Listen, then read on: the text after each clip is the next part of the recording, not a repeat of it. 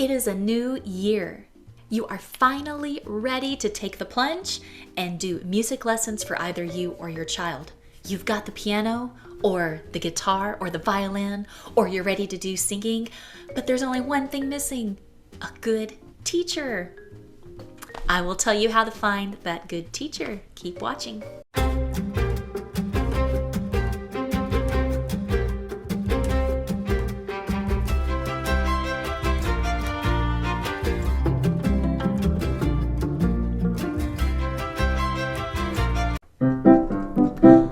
Hello everybody, my name is Emily Norris with ebnmusic.com.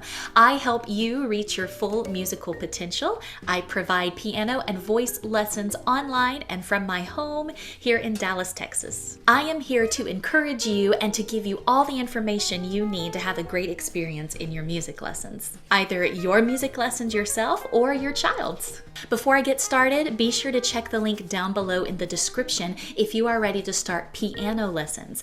I have outlined the 5 things you're going to need at home to have a great experience in your piano lessons, so check that out. Okay, in this video, I want to give you the 4 tips on how to find a good music teacher, a piano teacher, voice teacher, guitar teacher. I'm going to try to give you all the information you need to be confident that you have found the best teacher.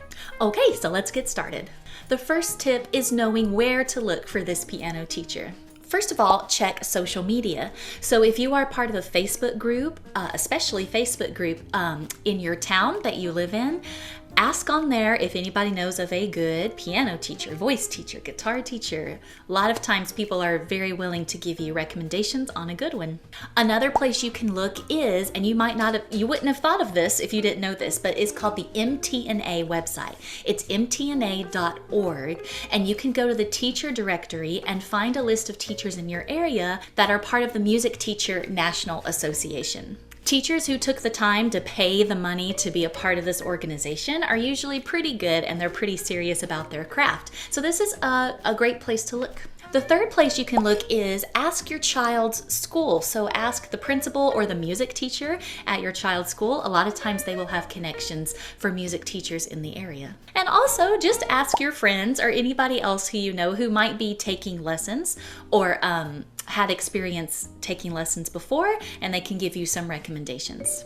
The last thing is simply just Google. Google's a great source too. If a teacher shows up in Google, they're pretty serious about their craft as well.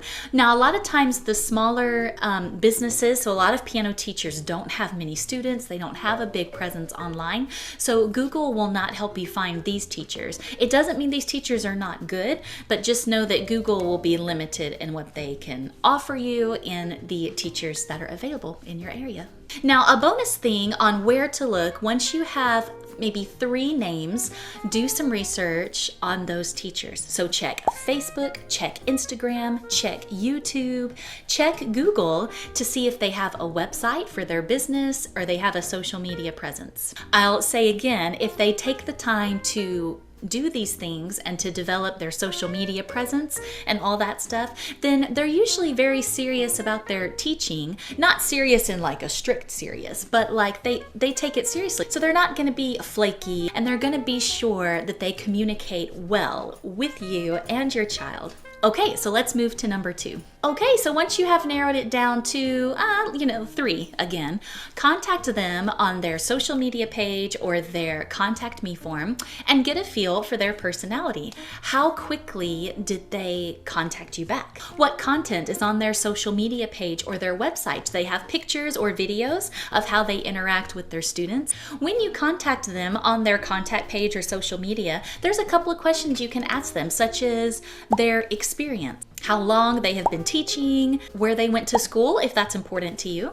You can also ask them what kind of materials they use in their lessons. So many music teachers have a method book. You can't really see my bookshelf is full of books. I use different kinds of method books, but have the teacher talk about what they use and if they use a book or if they just teach without one. Also with their personality, just get a feel when you're talking to them, or if you're able to meet them in person, see how they interact with you. And if this is for your child, bring your child and see how that teacher interacts with the child. First impressions are really really important. And your gut will tell you if this is a good teacher or maybe this isn't the best teacher for my child. So once you have talked to them on their contact page or something like that, so here is number 3. They will probably let you know about their availability. So ask them if they have a waiting list, or if they teach lessons once a week, twice a week. Are lessons 30 minutes, 45 minutes, an hour? And in addition to that, the price. So I did a live video, which I will link that down below too. So I'll link my live video that I did on Facebook about the price for music lessons. You will typically pay usually about $100 to $200 a month for private music lessons. Of course, this is the average. Depending on your area, it might be lower, it might be higher. But if their price is within $100 to $200 per month, then you're good to go. In that same area of teacher availability, ask them if their lessons take place in the teacher's home. But some teachers travel to your home and give lessons from your home. Some teachers are only online, so ask them if they're an online-only teacher or if they have a hybrid studio, which means they teach both in person and online. And some teachers are part of a music school, so ask if they need to go to a music school or if this is just a studio in their home. And be sure to take the travel time into consideration when you are thinking about lessons. How far away does the teacher live from you? If you're gonna need to travel to their home, be sure you ask that question. Okay, and we are on the last one, number 4.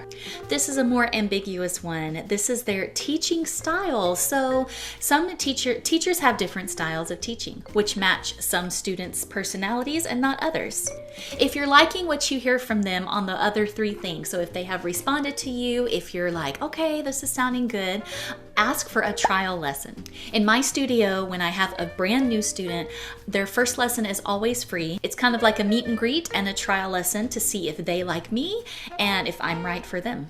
In that trial lesson, ask if you can watch so you can see the interaction between the teacher and the student, your child, if your child is liking it.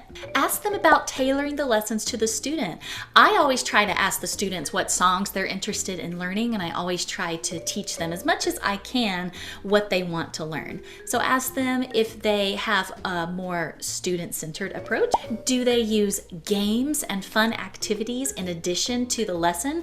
So a lot of times, piano teachers or even singing, guitar, you might be thinking you're always going to be like playing your instrument or, sitting at the piano. Music is more than just about learning the instrument. It's about learning the music theory and things like that. So I incorporate games in my lesson. So ask your teacher of choice if they use games or other activities to supplement their lessons. Ask if they have recitals. I know I have many recitals in my studio. I have 2 in person and 2 video recitals. So ask your teacher what opportunities they provide for your child to perform and to share their music with others. The last thing in the teaching style category, ask them about their practice expectations. Some teachers have very specific practice expectations for their students. So they will require that you practice like 30 minutes every day or a certain amount of hours a week.